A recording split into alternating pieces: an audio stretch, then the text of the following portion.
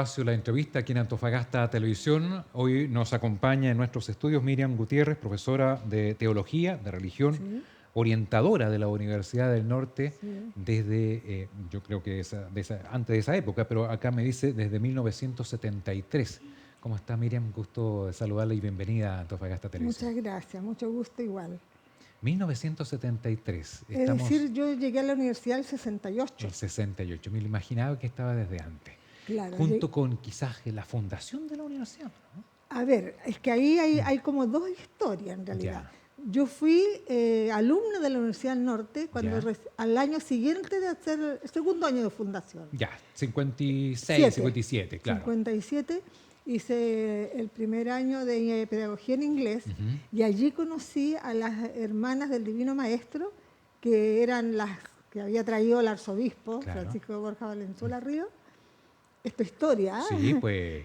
Valenzuela Ríos trajo a unas religiosas que las conocía desde Rancagua Ujú. y trajo a las religiosas del Divino Maestro. Ahí las conocí yo a ellas, la hermana Elsa, En una de Sabut, ellas, la claro. Aide, había 3 o 4, no eran muchas. Y como yo desde chica tenía esa intención de ser religiosa, me pareció que era la congregación adecuada, porque no era, siempre he sido un poco rebelde, Ya, entonces no me calzaban los otros conventos. Y me fui el 58, me fui a Buenos Aires, 58, ya. 59, yo ya estaba en Buenos Aires.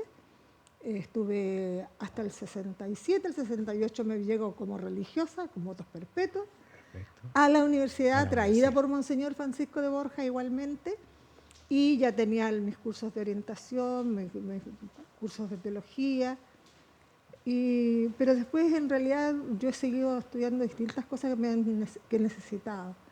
Y le toca vivir ese 11 de septiembre de 1973, estando en la Exactamente, universidad. estando en Ciudad, pero justamente yo ya no era religiosa. Ya no era religiosa, Fui ¿ya? religiosa hasta el 70. El 70 continué en la universidad Ujú. y el 73 fue esto del golpe que yo le digo, no el golpe de Estado, sino que el golpe al Estado. Al Estado, muy bien. Y me tocó vivirla allí. Afortunadamente, por una parte, eh, yo había hecho, o sea, mi trabajo era de orientadora, de acercar a los alumnos a su Claro. propia vida, a su propia realidad, a su vocación, y siempre lo hice con mucho agrado, sin discriminar a nadie. Entonces, curiosamente, entre aquellas personas que yo tuve que atender y que Ujú. quedaron, parece, contentos con mi aporte, estaban los que decidían quién se iba y quién no se iba. Wow. Bueno, ¿Cómo ahí fue hay eso? unas historias muy especiales que nunca Cuénteme. las he contado Ya, muy al detalle porque no va para allá la ya. cosa. Yo creo, supongo, que por ese lado fue que yo pude seguir el 74, cuando a fines del 74 a estas personas los mandan a ocupar cargos muy importantes en Ujú. Chile, en otras ciudades. Claro. Yo quedé un poco más desamparada y había otras personas que obviamente yo ya quedaban solamente con mi chapa, digamos, de que la monja Miriam era revoltosa, etcétera, etcétera. Entonces, fuera, al empezar el 75, La exoneraron. me exoneraron, claro, sin ¿Cómo, posibilidad de cómo, volver. cómo vivió ese periodo De de exonerar, exonerada? mira, fue muy difícil, pero de alguna u otra manera todo sirve cuando uno reflexiona. Me tocó trabajar, tenía que mantener a mi hija, yo ya el 70 había conocido al que fue mi marido, el 73 nació mi hija, por lo tanto tenía una niña de 5 meses. Mi marido estudiaba en la UTE Ujú. y trabajaba arreglando artefactos. Eh, había que parar la olla, porque había que tener algo para atención de mi hija. Por lo tanto, vendí ropa usada, trabajé en un Mm. restaurante, lavando loza, después me ascendieron a cajera. Hice mi carrera un poco ahí. Y, en fin, en varias cosas. En esa época se vendían planes para poder comprar un televisor. Ah, claro. Entonces los planes para televisores era un negocio. Ujú. Trabajé de vendedora de planes para televisores que se rifaban una vez al mes y los que estaban pagando, uno tenía televisores. Le tocó compartir con gente que estaba, no sé, familiares de detenidos desaparecidos, personas que No, posteriormente desaparecieron. no, o sea, no exactamente en esos momentos en que estuve cesante. Mm. Sí, cuando fue el golpe al Estado, allí me tocó, conocí muchos de los alumnos, Ujú. compañeros de trabajo que vivieron la represión, por lo cual sí era importante que si yo podía cooperar en algo para comunicar Ujú. gente que estaba detenida. Ahí el padre Donoso fue un gran comunicador, digamos, un gran conector, un hombre maravilloso, el padre José Donoso. Eh, entonces ahí estuve, pero cuando ya quedé cesante, eh, bueno, a todo esto yo ya el 73 también fui detenida. Ya. Pero yo preferiría de eso no hablar mayormente, solo que sí sé lo que es estar detenida, Ujú. sí sé lo que es sentir la muerte y sí sé lo que es pensar que mi hija queda sin papá y sin mamá y muchas cosas más. Ujú. Entonces, pero no se trata de eso ahora.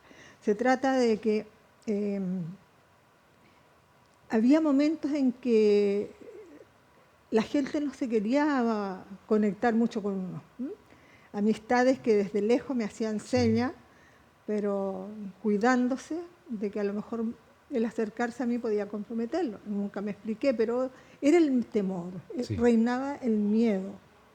Y al reinar el miedo te aísla. En algún momento, aparte de ser exonerada, la siguieron, en algún Sí, momento, me sí. detuvieron, como le digo, el Ah, 73 claro. yo fui detenida. Posterior a ello, Sí, sí, mucho, mucho. A mí los alumnos de San José de repente me avisaban, profe, afuera están los mismos de siempre que cuando llegan después detrás de usted la están la esperando. seguían. Una vez me llamaron al colegio que tenía que ir me llamaban literalmente de la CNI a una entrevista, no sé, como acá, no recuerdo los detalles, pero yo no quise ir sola, yo fui con la abogada Alicia Vidal Mm. como respaldo. Esto es el 80 y tanto, pues. Claro. En general, uno nunca se...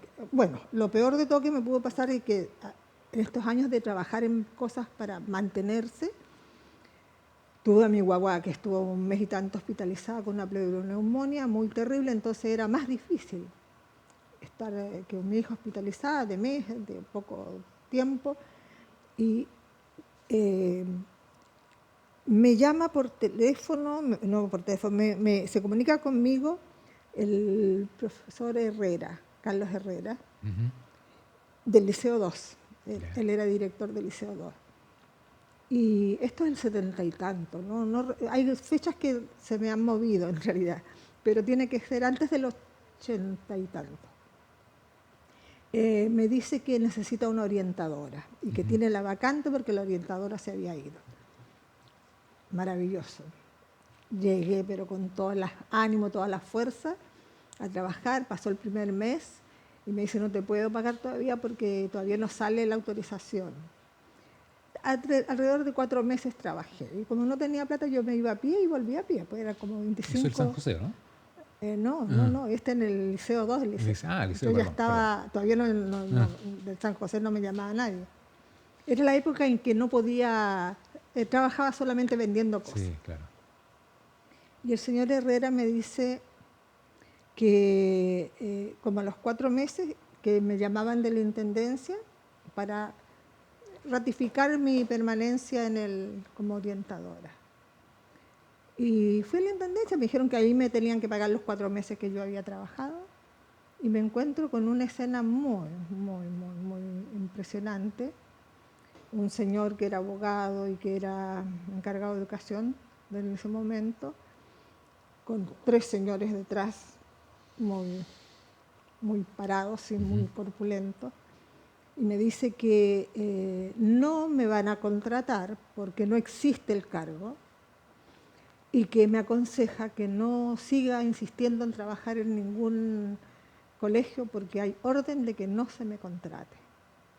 Entonces esa fue la lápida que cayó encima de mí, Ujú. después de tantos meses batallando por la vida. Por lo tanto, cuando uno habla, a ver, una pequeña conclusión que quiero decírsela. Cuando uno la detienen, o si la torturan, o si no termina cuando la liberan, ¿no? Claro. Hay una Eso es muy persecución importante. constante. Hay una continuidad, hay Sí. una cosa que permanece, un dolor, una llaga, no sé, y una consecuencia.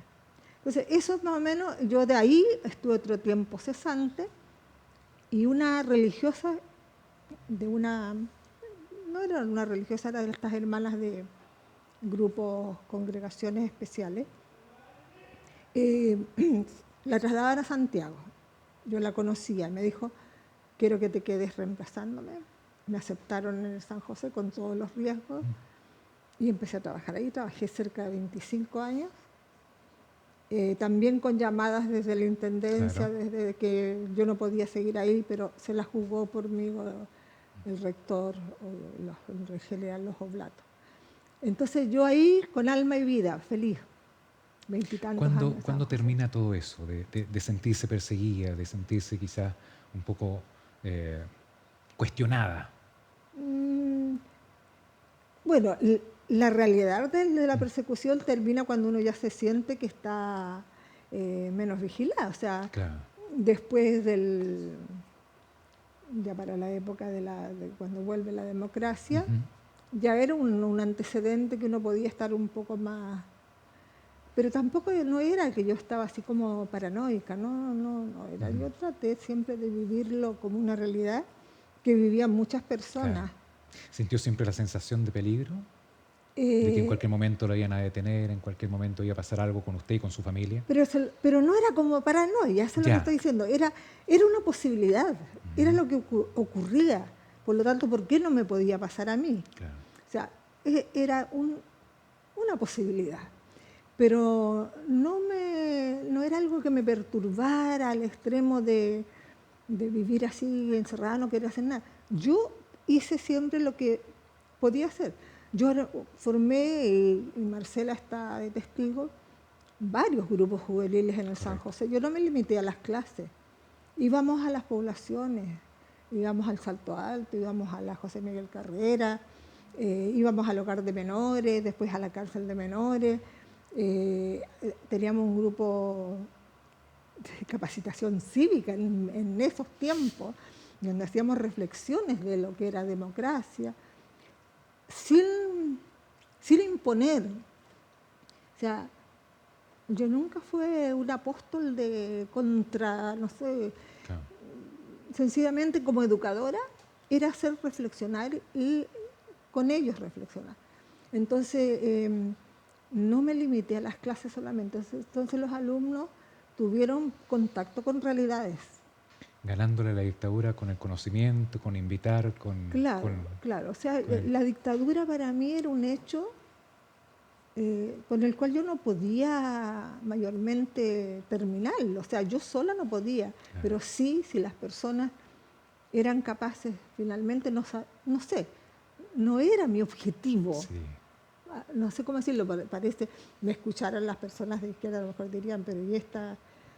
No era mi objetivo, era mi anhelo. Sí. Era mi anhelo que terminara la dictadura sangrienta. Yo tengo un primo hermano que lo mataron en la caravana de la muerte. Eh, Muchos de mis amigos, muchos de mis alumnos de la universidad, eh, eso es un dolor que uno lo lleva siempre. Pero no era mi objetivo yo terminar con la dictadura, obviamente, sino que se acabara porque teníamos que recuperar la democracia. Gracias por ello. ¿Ah? Gracias por haber estado ahí. Miriam, ¿cuál es el mensaje hoy, pasados 50 años de esto? Sí. Ujú. Hoy me tocó hacer un pequeño discursito en la Universidad de Antofagasta que me pidieron, Ujú. en un acto que iba a nivel central. Y, y yo había estado preparando un listado de todas las situaciones, todas las formas en que se había sufrido la persecución, las torturas, los exilios, etcétera, para, como parte de mi discurso. Pero me detuve. Y me di cuenta que eso no conducía, ya está tan escuchado que hasta la sensibilidad se está perdiendo de tanto escucharlo, Claro. porque lo escuchamos nosotros, las otras personas lo niegan. Entonces, si se escuchara para todos lados, lo seguiría repitiendo. Pero al acto no iban a ir cualquier tipo de persona, iban a ir las personas que ya están sabiendo eso. Entonces decidí finalmente hablar casi desde la educación, cómo es importante que investiguemos cada uno, que sepamos la verdad cada uno y que reconozcamos que en la democracia es más posible ser más honesto y más sabio y más libre. Entonces, por ese lado fue mi saludo, un poco amarillento a lo mejor para algunas personas, No, pero era el mensaje que me parecía mejor entregar hoy día. Personas como usted que tienen mucho valor en esto de trabajar quizás en el anonimato, pero hicieron patria y hoy estamos viviendo una democracia. Quiero agradecer eso, Miriam. Muy bien. Gracias por estos minutos. Gracias a usted por darme la oportunidad de comunicarme algo como, no creo que es la primera vez que hablo de estas cosas de esta manera. Me tocó estar así el día. Sí. Muchas gracias. Gracias.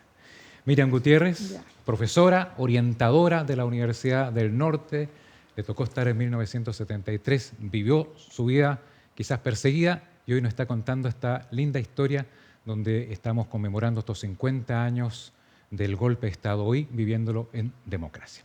Gracias. Siga junto a nosotros.